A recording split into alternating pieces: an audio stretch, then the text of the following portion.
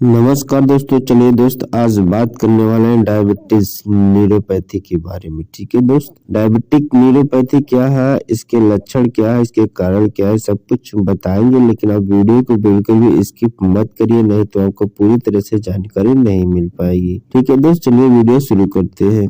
Diabetic neuropathy kidney fail होने के कारण में से सबसे कॉमन कारण डायबिटिक न्यूरोपैथी है।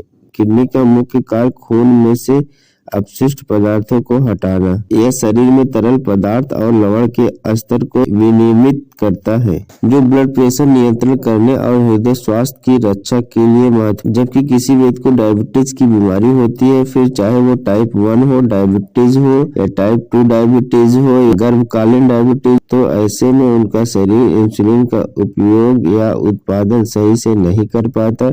गर्भकालीन डायबिटीज गर्भावस्था के दौरान होने वाले डायबिटीज को कहते हैं। डायबिटीज में ब्लड शुगर का स्तर बढ़ जाता है, जिस वजह से आगे चल के शरीर में कई अंगों का नुकसान पहुंच सकता है, जिसमें हृदय रोग और किडनी संबंधी समस्याएं भी शामिल हैं। इस स्थिति में किडनी को जो नुकसान होता है वो डायबिटीज न्यूरोपैथी कहा जाता है। ठीक है दोस्त, चलिए अब बात कर लेते हैं कि इसके लक्षण क्या है।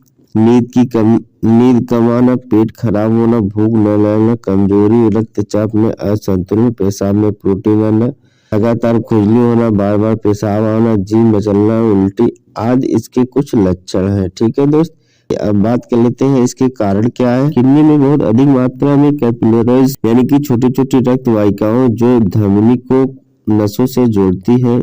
इन कैपिलरीज में छोटे या सूक्ष्म छेद होते हैं, जिसके माध्यम से किडनी अपशिष्ट पदार्थों को पेशाब के रूप में शरीर से बाहर निकालती है। रक्त कोशिकाओं और प्रोटीन का साइज इन छिद्रों से बड़ा होता है। यही वजह है कि यह फिल्टर नहीं होते और शरीर से बाहर नहीं आ पाते। जब ब्लड शुगर का स्तर बढ़ने लगता है तो इन छिद्रों को नुकसान पहुंचता है, जिससे वो बड़े हो जाते हैं। ऐसे में खून भी इन छिद्रों को बाहर निकाल सकता है।